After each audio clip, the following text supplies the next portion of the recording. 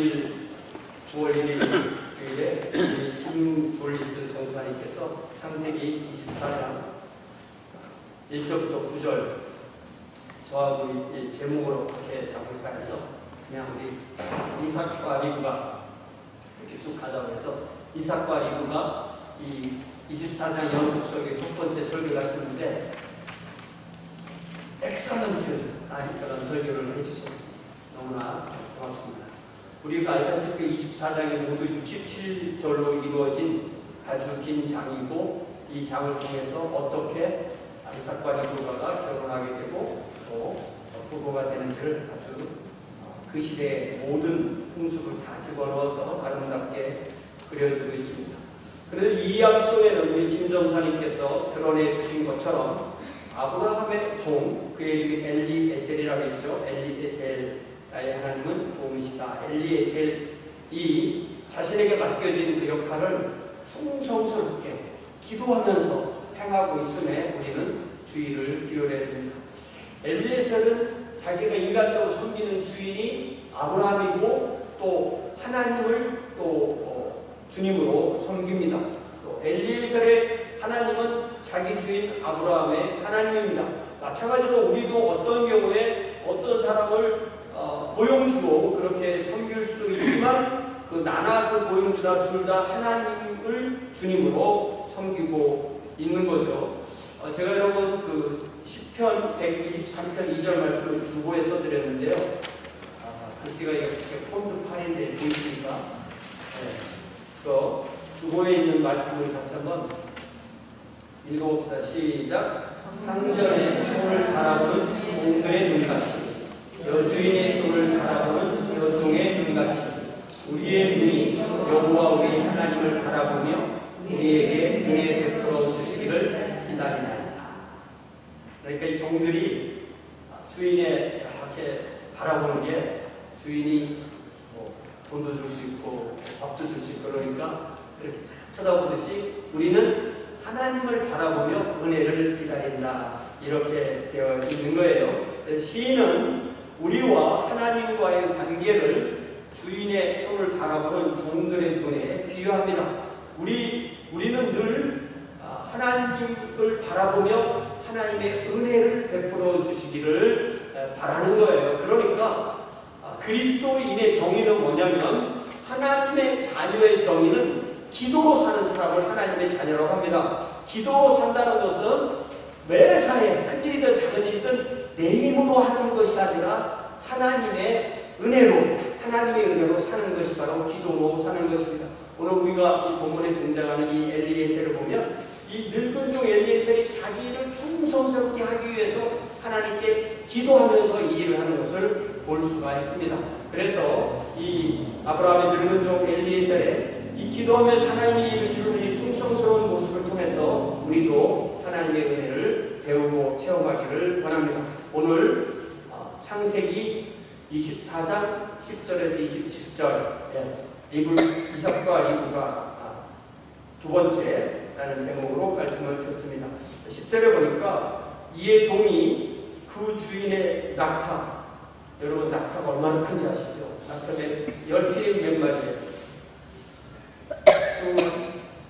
10필이면 10마리입니다. 10마리를 끌고 떠났는데 곧 그의 주인의 모든 좋은 것을 가지고 떠났어요. 그러니까 이 낙타 10필에 아까 채우는 거죠. 채우고 떠나서 메소포타미아까지 가서 자기가 가려던 나홀의 성에 이르렀다. 한 절에 쫙 썼지만 이걸 우리가 좀 자세히 한번 분석해 보겠어요. 먼저 우리가 지난주에 들은 말씀을 돌이켜보면 아브라함이 2절부터 9절에서 엘리에셀에게 맹세하도록 한 그 맹세 내용의 핵심은 자기 고향, 자기 고장, 자기가 나온 그 고장인 메소포타미아 북쪽 지방으로 가서 이삭을 위한 아내감을 구해오라는 것이었습니다. 그러니까 아브라함이 하나님을 떠나올 때 그의 나이가 75세였고 지금은 140살입니다. 그리고 아브라함이 100살이 됐을 때 이삭이 태어났고 아브라함이 137세 되었을 때 아내 사라가 127세 때 죽었습니다. 그러니까 사라는 외아들 이삭이 결혼하는 것을 볼 수 없었어요. 그러니까 사라가 127세에 죽고 아브라함이 140세가 됐을 때, 이삭이 40살이 됐을 때 이제 결혼을 드디어 할 그런 계획이 이루어지게 되었던 것입니다. 그래서 우리 지난주일에 진 전사님께서 말씀하신 대로 아브라함은 그렇게 중요한 일이 있으면 자기가 그 아들의 신부감을 구하기 위해서 고향 간 적이 없으니까 고향으로 갈 것 같은데 고향을 가지 않고 종을 보냈다는 거예요. 왜냐하면 이 말씀을 우리가 창세기 10장 10절 아주 아브라함의 생에서 가장 중요한 하나님의 말씀, 이 땅을 네 씨에게 주리라. 그러니까 그 땅에 그 씨가 붙어 있어야 되는 거예요. 이 땅을 내 씨에게 주리라. 그렇게 말씀하셨기 때문에 아브라함은 자신뿐만 아니라 이삭도 그 땅을 떠나서는 안 된다는 것을 분명히 했던 것입니다. 사실 아브라함에게는 사실 두 고향이 있죠. 지도 한번 보여주세요. 지도로 보면은 두 고향이 있는데 첫 번째 고향은 우리가 이 지도로 보면은 여기 퍼시안 걸프라는 여기 페르시아만이고요. 그 페르시아만 바로 위에가 갈대아 우르예요. 요 갈대아 우르가 첫 번째 도시 자기 고향이었고요. 이 갈대아 우르라는 도시는 아브라함이 이미 그 도시를 떠나올 때, 아니 2100년경에 떠나올 때 그 도시 역사가 이미 2000년이나 됐던 그런 도시 국가였습니다. 그리고 나서 아브라함이 그 두 강이 있죠. 티그리스강, 유프라테스가 쫙 올라가서 꼭대기쯤에 오른쪽에 있는 하란이라는 곳이 바로 거기에 아버지와 또 롯과 가슴에서 살았기 때문에 거기를 두 번째 고향이라고 그렇게 볼 수가 있습니다.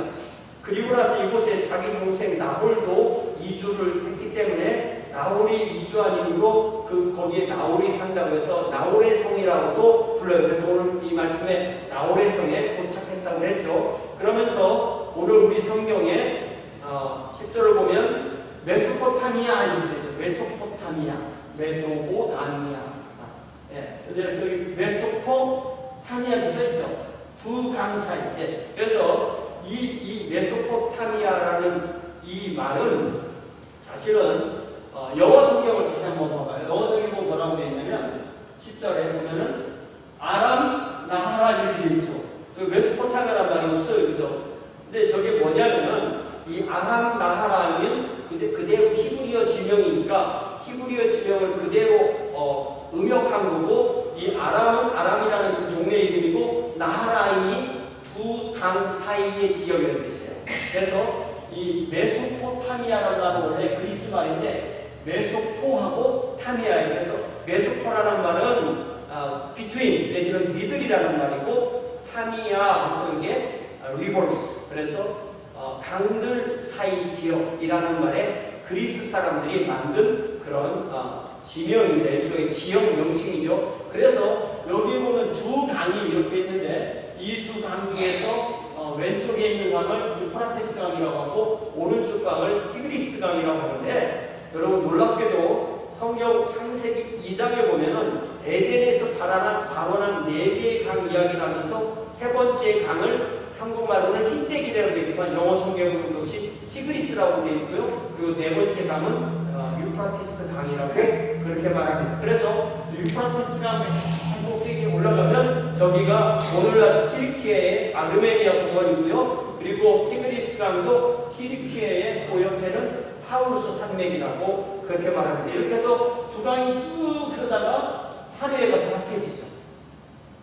하루에 가서는 두 강이 또 합해지게 됩니다. 그래서 이렇게 남동쪽이죠. 남동쪽으로 흐르면서 이 강 주변에 비옥한 그러한 토지, 농토를 사람들이 살고 농사질 수 있고 하는 비옥한 지대를 만들게 됩니다. 이 두 강 사이에 비옥한 지대를 메소포타미아라고 부르고, 인류 역사, 우리가 역사를 공부하면 맨 처음에 인류가 문명을 이룬 그 문명을 메소포타미아 문명의 수메르 문명이라고 하는데, 그 수메르 문명이 생긴 것이 아브라함이 딱 갈대아우르 나올 때 이미 수메르 문명이 생긴 지가 2, 3천 년 지난 때예요. 근데 아브라함은 수메르 사람은 아니고요. 아브라함은 셈 쪽에 속한다고 우리가 그렇게 알고 있죠. 그래서 우리가 요 파란색으로 해놓은 여기 그러니까 메소포타미아 그리고 지금의 터키 동쪽 남쪽 그러니까 시리아 터키 그리고 페니키아 그리고 팔레스티나 그리고 이집트 이 전체를 한 1900년경에 미국 학자가 여기를 그동안 부르는 말이 없어서 여기를 자기가 이름을 줬어요. 이거를 비옥한 초승달 이렇게 이름을 줬어요. 이게 생긴 게 초승달처럼 생겼다고 그래서 우리가 한국말로 비옥한 초승달처럼 이렇게 배웠죠. Fertile Crescent 이렇게 부르는 곳이 바로 이 지역입니다. 이렇게 보면 아브라함은 이 갈대아우르 남쪽에서 태어나서 하란 지역에 갔다가 가나안에 왔다가 이집트로 갔다가 다시 가나안에 돌아와서 지금은 헤브론에 거하고 있고요. 그리고 아들 며느리를 위해서 또 북쪽으로 자기 종을 보내는 거 보면 이 전 지역과 아브라함은 관련이 있다는 것을 우리는 알 수가 있습니다. 우리가 구약성경을 계속 읽어보면 이 팔레스티나는 이 비옥한 초승달 지역의 이집트 부분과 이 왼쪽 날개를 연결하는 부분이 저 팔레스티나이기 때문에 저희가 길목이에요. 길목. 네, 우리나라 일본이 중국 치러갈 때니까 길목 좀 내달라 이러다가 임진왜란에 일어났잖아요. 그런 식으로 올라가면서 전쟁, 내려오면서 전쟁, 항상 그런 전쟁이 많았고 그러다 보니까 수많은 침략을 당하고 물론 자기들도 처음에는 침략을 당하지만 수많은 침략, 이산, 포로 이야기가 성경에 계속 나올 수밖에 없는 것을 그리고 성경이 구약성이 끝나고 다시 신약성이 시작되는 한 400년 공간에도 계속 주인이 바뀌고 나라가 바뀌고 하는 것을 알 수가 있습니다. 자, 또 다시 말씀을 보여주시면 오늘 본문에는 엘리에셀이 낙타를 몇 마리 끌고 갔다고요? 10마리. 그래서 우리가 최소한 알 수 있는 것은 이게 엘리에셀이 책임지는 종이지 아마 엘리에셀 혼자 간 것 같지는 않아요. 그죠? 네. 혼자 간 것은 아닌데요. 최소한 2명 이상이겠죠? 낙타가 10필이기 때문에 뭘 실어야 될 것 같아요? 그래서 식량을 실어야 되겠죠? 또 텐트도 실어야 되겠죠? 또 모든 좋은 것 싣고 갔다 했으니까 선물도 싣고 가죠. 그래서 가나안 땅 헤브론에서 이 나홀의 성까지를 오늘날의 키로수로 재면 한 800km 정도가 떨어졌어요. 낙타가 하루에 이동할 수 있는 거리가 약 40km 정도 된다고 하면 2석 8. 최소한 20일. 모든 것이 정상으로 가야 20일이 걸리는 거예요. 그러나 여러 가지 재반 사정을 고려한다면 최소한 아브라함이 있는 곳에서 나홀의 성까지 도착하는 것은 약 한 달 정도가 걸렸을 수도 있는 것입니다. 성경에 낙타라는 단어가 처음 나오는 데가 창세기 12장 16절인데요. 아브라함이 이집트 파라오에게 받은 선물 중에 그 가축 중에 낙타가 포함되어서 여러분 낙타를 영어로 뭐라고 그래요? 카멜 또 캐멀 뭐가 맞지 잘모르겠습니다. 그렇게 얘기하는데 놀랍게도 이 카멜이라는 단어가 히브리어로는 가말이에요. 히브리어 가말, 그리스어 카멜로스, 라틴어 카멜로스, 영어 샤멜, 프렌치어 샤멜, 영어 카멜 이렇게 돼서 영어 단어에 들어있는 히브리어가 원어인 단어 중에 하나가 이 카멜이에요. 그래서 원래 히브리인들이 히브리 언어를 오래 썼을 거 아니에요. 히브리 문자가 바로 그 옆 나라인 페니키아에서 왔는데 우리가 학교에서 배울 때 인류 처음으로 문자를 만든 사람들이 페니키아다 이렇게 말했잖아요. 근데 인류 최초의 문자가 아니라 인류 최초의 문자는 그 이전에 이제 상형 문자가 있었고요. 인류 최초로 표 문자로 알파벳을 만들어낸 사람들이 페니키아인데 그 사람들이 오늘날 우리로 말하면 레바논 그 사람들이거든요. 그 사람들은 성경에서는 페니키아 그러니까 두로와시돈 그 사람들인데요. 이 페니키아 사람들은 이집트의 그 문자를 어떤 하기오그라파라고 해서 신성 문자라고 하는 특수한 형태의 그런 상형 문자를 자기들이 어떤 그림에서 음가만 가지고 와서 페니키아 사람들이 그거를 자음 위주로 스펠링 만들고 그 히브리어로 넘어오면서 22개의 자음이 된 그런 히브리어 알파벳을 만들게 됩니다. 이 신학교 가면 이 히브리어를 배우는데요. 처음에 보면 이게 글씨 같은 거 싶어요. 한번 보여줘 보세요. 네, 이게 히브리어 알파벳인데, 그러니까 제가 지금 뭘 설명했어요? 가말이라고 해서 가말. 세 번째, 가말에 보면은 저게 캐머리라고 써 있죠.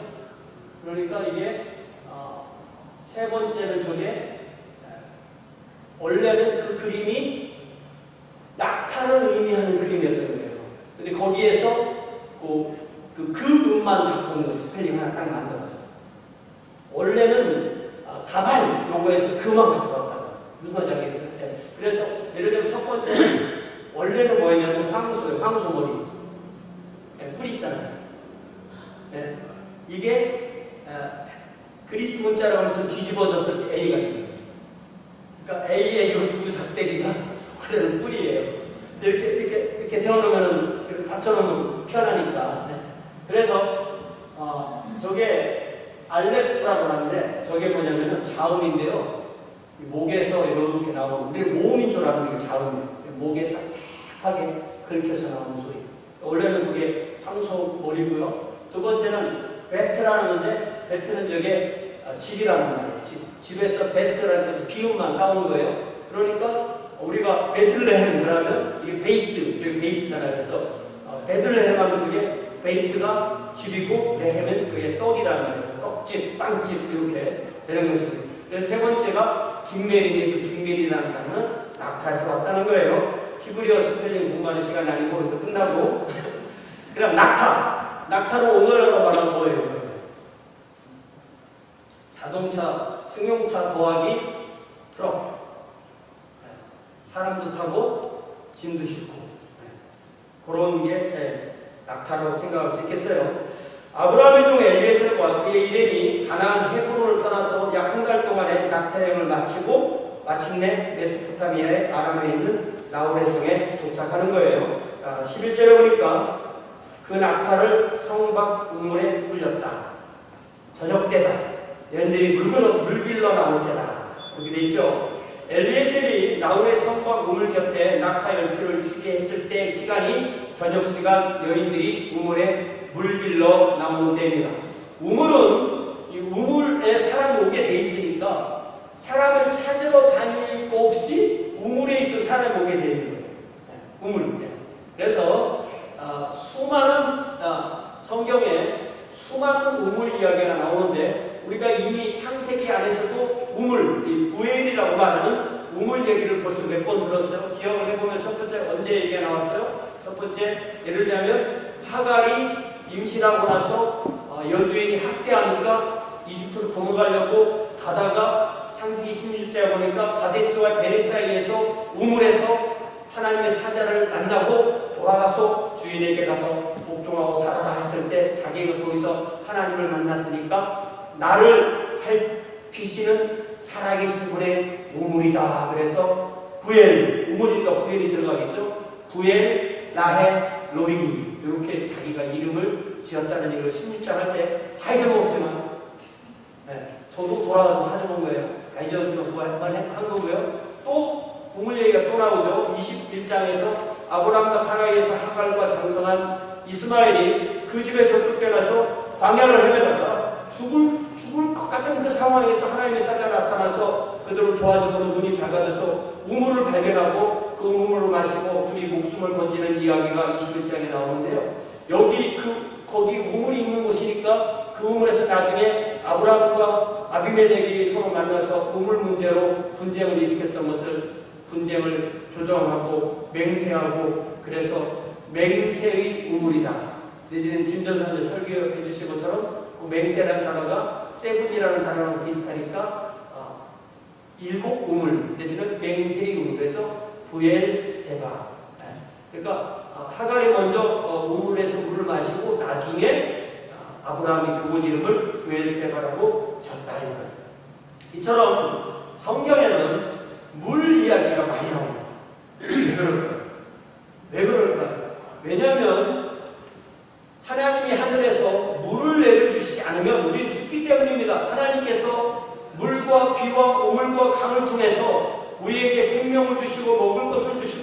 마실 것을 주시기 때문에 물은 곧 하나님의 은혜인 거예요. 여러분 이사야 55장을 찾아보세요.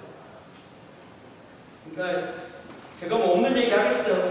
네, 이사야 55장 10절 11절 이사야 55장 10절 11절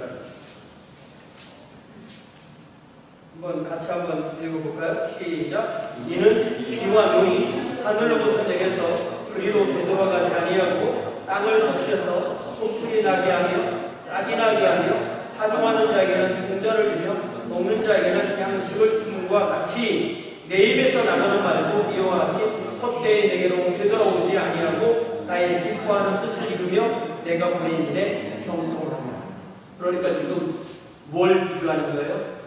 하늘에서 내리는 비와 눈과 하나님 입에서 나오는 말씀을 같이 이렇게 하는 거죠. 네, 같이 비유해서 말씀하시는 것입니다.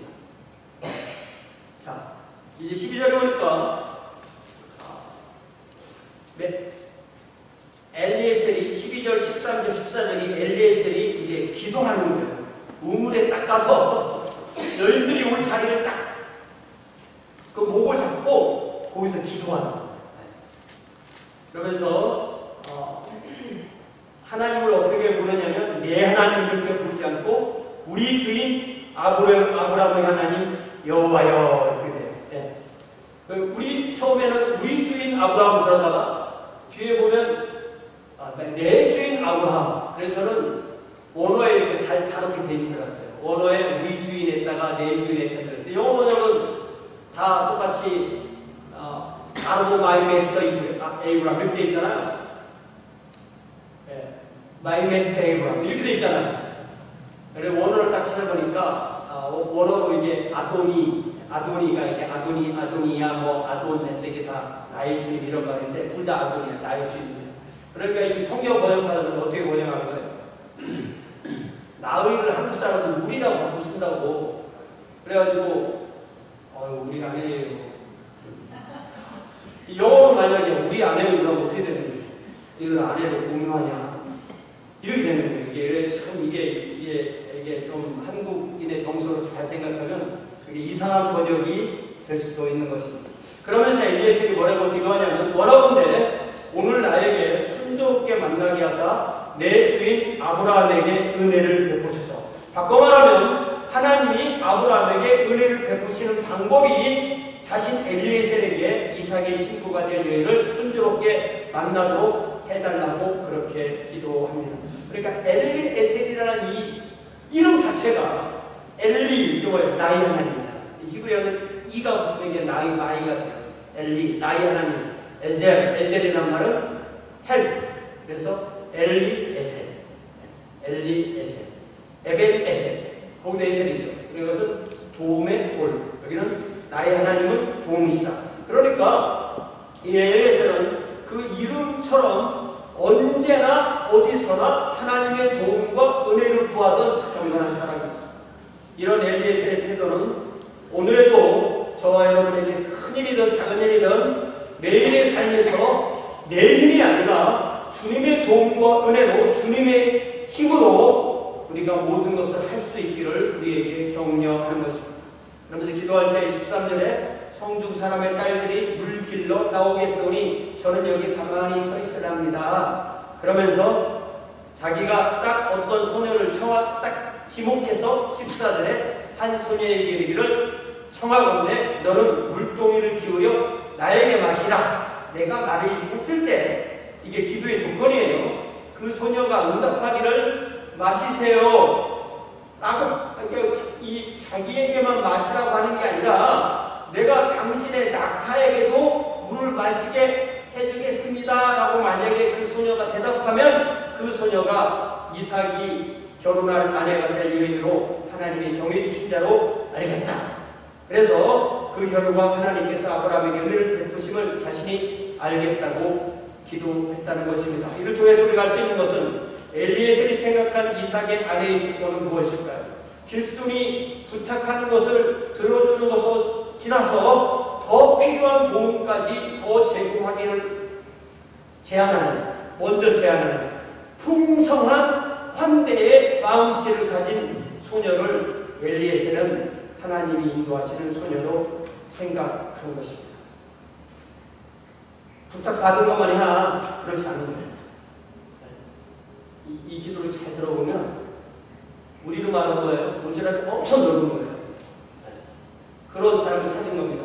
이처럼 우리가 이 아브라함 창세기 아브라함 이야기를 잘 들어보면은 아브라함이 하나님과 두 천사가 왔을 때 18장에서 그들을 환대한 이야기, 또 롯이 자기 성문에 두 천사가 들어왔을 때 환대한 이야기, 또 오늘 이 나홀성 밖에서 곧 이루어질 환대의 이야기에서 드러나는 것처럼 이 객을 환대하는 따스한 마음, 이걸 우리가 이 서든 하스피탈리티라는 말에 되어 있듯이 이 하스피탈이라는 말이 딱 들어가면은 와서 먹고 자고 화장실 쓰고 목욕하는 걸 다 포함하는 거예요. 그러니까 모든 필요한 것을 다 제공해주는 그 하스피탈리티를 가장 그 중요한 미덕으로 이 성경은 장려하고 있다는 것을 알 수가 있습니다. 그렇기 때문에 우리가 특별히 이 코비드-19 지나면서 우리가 웬만하면 이제 집에 안 가잖아요. 다른 사람 집에 잘 안 가잖아요. 부르지도 않고 가지도 않고 간다고도 안 하고 이러다 보니까 누가 와도 그냥 숙소 정하고 식당에서 만나고 그냥 가는 거예요. 집에를 안 가요. 집에를 안 초청해요. 이게 꼭 좋은 것 같지는 않습니다. 우리가 소박한 환대를 다시 회복하는 우리가 되어야 되겠다고 저는 그렇게 믿습니다. 이렇게 기도를 하는데 15절에 뭐라고 되어 있어요? 창세기 하자가 뭐래요? 기도하는 말을 마치기도 전에 누가? 리브가가 물동이를 어떻게 하고? 어깨에 메고, 그러니까 물동이를 두 개를 양쪽에 우리나라식으로 이렇게 지게 친 게 아니에요. 그러니까 물동이 어깨에 메고 다니는 물동이가 어깨에 메고 나오니 그는 아브라함의 동생 나홀과 부부인 밀가 그의 아들이 부두엘의 딸, 그렇게 설명하는 것입니다. 그러니까 기도를 다 마치기 전에 물동이를 메고 오는데 물론 그 우물에 물을 길러온 사람이 딱 리브가 한 명이었다. 뭐 그렇지 않을 수도 있는 거예요. 그런데 창세기 화자는 리브가에게 스파트라이트를 비추는 것입니다. 창세기 화자는 그 소녀가 리브가의 이름을 밝히고 그녀가 바로 아브라함의 동생인 나홀의 부인인 밀가, 그 사이에 탄생한 8명의 아들. 네. 우리 지난주에 아들이 8이라고 했잖아요. 밀가에게서 8명, 또 두 번째 부인에게서 4명, 그래서 12명의 아들이 있는데 이 부두엘은 나홀과 밀가의 8번째 아들 부두엘이죠. 그 부두엘의 딸이 리브가인 거예요. 아브라함이 가나안에 가서 아들 하나, 약속의 아들 하나 이삭을 낳아서 그 외아들이 140살이 되고 그 아들이 40살이 되고 본인은 140살이 될 때, 그러니까 본인은 140, 이삭은 40 이렇게 될 때 나홀은 벌써 본부인하고 8명, 두 번째 부인하고 4명, 포함 12명, 그리고 그 8명 아들 중에 막내가 부두엘, 또 부두엘의 딸이 리브가. 이렇게 보면요, 촌수를 계산해보면 이삭과 리브가는 6촌이 됩니다. 촌수 계산이 참 힘든 사람인데 저는 해보니까 6촌인 것 같아요. 6촌인데 이때 만약에 리브가는 40살이 분명하고 이삭은 40살이 분명하고 리브가는 몇 살인지 몰라요. 그런데 결혼 정년기에 도달했다 이러면 아마 한 15살에서 20살 정도로 생각해 볼 수 있고, 리브가의 나이를 가장 높이 올려서 20살이라고 해도 이미 남편과의 나이 차이가 20살구나, 그렇게 생각할 수가 있습니다. 창세기 화자는 16절에서 리브가가 보기에 심히 아름답고 지금까지 남자를 가까이 하지 않은 처녀다 라고 동정여행을 분명히 말하고요. 그러면서 리브가는 엘리에셀을 받겠지만 자기가 먼저 말을 걸지는 않고 자신이 우물에 온 목적을 따라서 물을 길러 갑니다. 근데 17절 보니까 한국말로 뭐라고 돼 있어요? 종이 마주 달려가지고 이러면 큰일 납니다. 이러면 안 돼요. 근데 영어 성경 번역은 뭐라고 돼 있어요? The servant hurried to meet her. 이거 좀 낫죠? 마주 달려가서 이러니까 좀 느낌이 그런데 서둘러서 접근해서 말을 걸었다는 이야기예요. 청하건대 내 물동이의 물을 내게 조금 마시게 하라, 이렇게 말하겠다고 하나님께 기도했죠. 그러니까 이런 상황이 우리가 어서 많이 본 듯한 상황이잖아요. 이게 우리나라 뭐 옛날 이야기, 뭐 민담 소설, 뭐 전설의 고향 이런데 많이 나오는데, 예를 들자면 이제 길손이 급하게 이제 와서 이제 물을 구하면 거기 안하기 거기다 이렇게 물을 바가지에 떠서 줄 때 그냥 주는 게 아니라 어떻게 한다고 했어요? 버드나무 잎을 한쪽에 탁 떨어뜨려주면 그걸 왜 그렇게 떨어뜨려주는? 너무 급하게 마시는 사례들으니까 그걸 후후 불어가면서 천천히 마시라고, 그렇게 여유를 가지라고 하는 이야기. 그래서 우리나라 이야기에서 이 버드나무 이파리는 길손을 배려하는 여인의 따스한 마음을 드러내는 이야기 장치라고 그렇게 할 수 있습니다.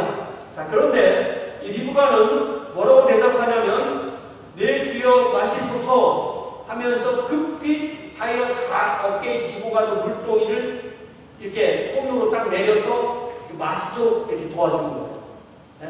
그러니까 뭐 무슨 뭐 이렇게 작은 그릇이 없고 그 이렇게 물동이를 이렇게 해서 마실 수 있어요. 그림이 그려지십니까? 이럴 때는 창조적 상상력으로 그림을 그려봐야 돼요. 그래서 19절에 보니까 마시게 하기를 다하고 이르되 당신의 낙타를 위하여서도 물을 길어 그것들도 최소한의 물을 마시겠다는 게 뭐라고? 낙타 몇 마리라고요? 10마리예요. 낙타 10마리를 어떻게 마시게 한다고? 배불리 마시게 한다는 거예요. 자, 생각해 보세요. 낙타는요, 물을 많이 마시는 동물입니다.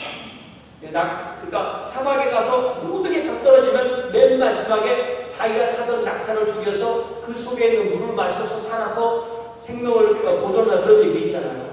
그래서 제가 찾아보니까 낙타 한 마리가 긴 여행 후에 완전히 비었을 때 몇 갈론을 마시냐면, 낙타 한 마리가 25갈론을 마십니다.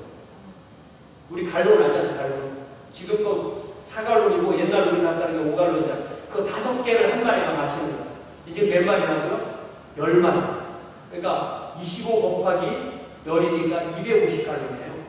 250갈론. 만약에 리브가의 물동이로 한 마리의 낙타가 배부르게 물을 마시게 하려면 아마 한 7번 이상 날라야 되고, 10마리면 70번이고, 그러면 우물에서 낙타 사이를 고려한다면 몇 시간 걸렸을 것 같아요? 제가 저보다 머리 좋은 애한테 이걸 계산을 시켜보니까 최소한 3시간입니다.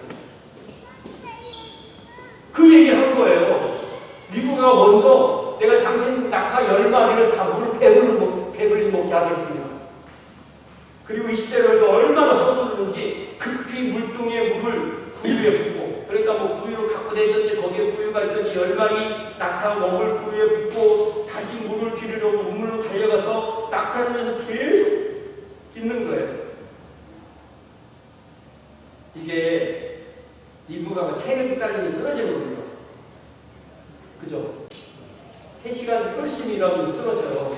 이게 리브가가 아주 건강하고 활동성이 넘치고 어떤 그 마음의 적극성이 넘치고 어떤 그 객을 잘 섬기고 하는 그런 게 있는 거예요. 리브가에는. 그러면 엘리에셀이 도와야 될 거 아니에요. 근데 21절 보세요. 엘리에셀이 어떻게 했다고? 그 사람이 묵묵히 주목하는. 와, 이게 정확하게 모르겠어요. 무슨 일인지 우리가 어떻게 하겠어요. 근데 이 말씀만 상상해보면 엘리에셀에게도 다른 종이 있을 수가 있잖아요. 우리 같으면 너 좀 쉬어 내가 할게 이렇게 하죠. 근데 어쨌든 일단 이 말씀에 보면 묵묵히 주목하여서 여호와께서 과연 평탄한 길을 주신 여부를 알고자 해. 쉽게 말하면 이 여자가 내 주인 아브라함의 아들인 이삭의 아내감이 될 사람인지를 뭐 맥시멈 3시간 잡고 그 3시간 동안 지켜봤다. 지금까지 저의 해석에 있어서 에이 목사님 설마 그럴 리가 있어요. 그런 생각하세요? 저는요 이전에 이런 생각 안 해봤어요. 이 말씀을 자세히 보니까 이렇게 생각할 수밖에 없는 부분입니다. 저는 그렇게 생각해요. 자, 그래서 이제 22절에 보니까 낙타가 이제 다 마셨어요. 10마리 낙타가 다 배불리 마시고 나니까 갑자기 그가 반세겔 무게의 금 코걸이, 여러분 요즘 가끔 코걸이 하는 사람들 보죠? 코골이가 벌써 4,000년 전에 있던 거예요.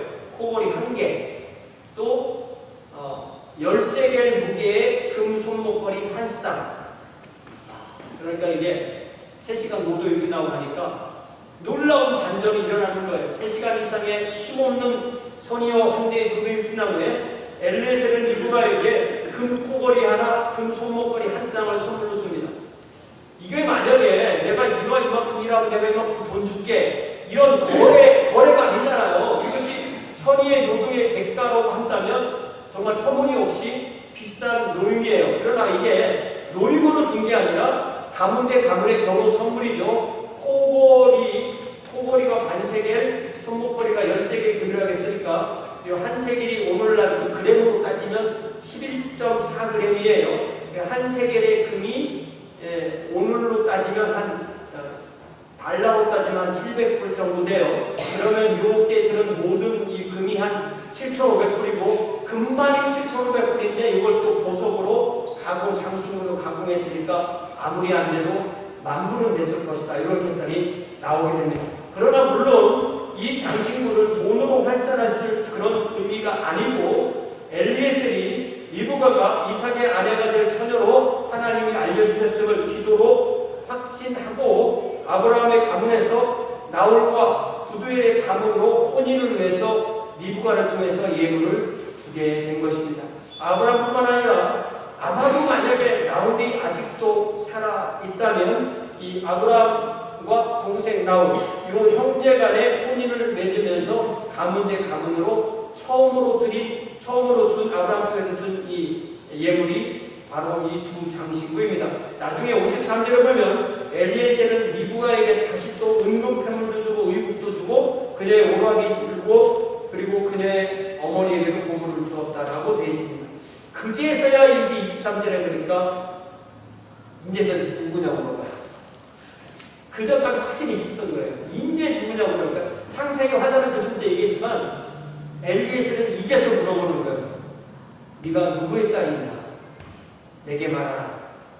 그리고 네 아버지 집에 우리가 유숙할 곳이 24절에 나는 밀가가 나홀에게서 낳은 부두의 딸입니다. 25절에 우리 집에 집과 사료가 족하고 유숙할 곳도 있습니다. 우리 아버지 집에는요 낙타 10필이 먹고 남을 집과 사료가 있고요 또 당신들이 묵을 방도 있어요.